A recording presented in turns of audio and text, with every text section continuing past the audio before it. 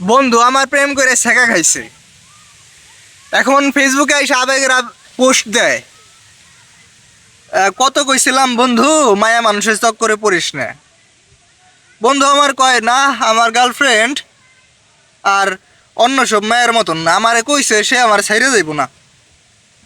এখন বন্ধু আমার প্রেম কইরা ছেঁকা খাইয়া ফেসবুকে এসে আবেগের পোস্ট দেয়। বন্ধুরে দেখে আমার খুব মজাই লাগতেছে এখন। বন্ধু আমার কত টাকা পয়সা নষ্ট করছে মায়া মানুষের পিছনে। বন্ধুরে কত কইছিলাম যে বন্ধু মায়া মানুষের চক্করে পড়িস না বন্ধু। কয় না, আমার গার্লফ্রেন্ড আমারে কইছে আমার কোনোদিন ছাইরা যাব না। বন্ধুর গার্লফ্রেন্ড তো এখন সরকারি চাকরিজীবীর সঙ্গে উড়াল দিছে।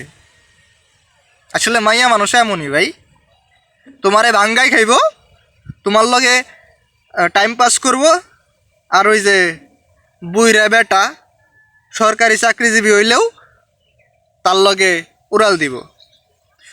তোমারে কইব যে তুমি আমারে ভুলা যাও, আমাদের বাসা থেকে মেনে নিবে না। আমার বন্ধুর ক্ষেত্রেও সেম কাজটাই হয়েছে। বন্ধু আমার প্রেম করে ছেঁকা খায়, এখন ফেসবুকে এসে আবেগের পোস্ট দেয়। বন্ধুরা আমি অনেক বুঝাইছিলাম যে মায়া মানুষের চক্করে পড়িস না রে বেটা, মায়া মানুষের চক্করে পড়লে তোর জীবন শেষ, টাকা পয়সা শেষ, সময় নষ্ট, এইসব ছাড়া আর কিছুই নেই। পরবর্তীতে সরকারি চাকরিজীবী পাইলে তোরে থয়ে উড়াল দিব।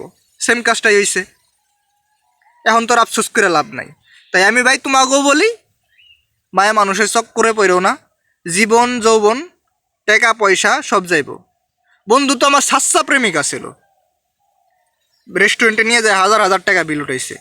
ওই শালারে কত কইছি যে মায়া মানুষের পিছনে টাকা নষ্ট করিস না, শালা আমার কথা শুনেই নাই। এখন ফেসবুকে এসে আবেগ দেখাইতেছে। তাই তোমাকেও কই, মায়া মানুষের চক্করে পড়ো না ভাই, জীবন যৌবন সব চলে যাব, সব নষ্ট হইব।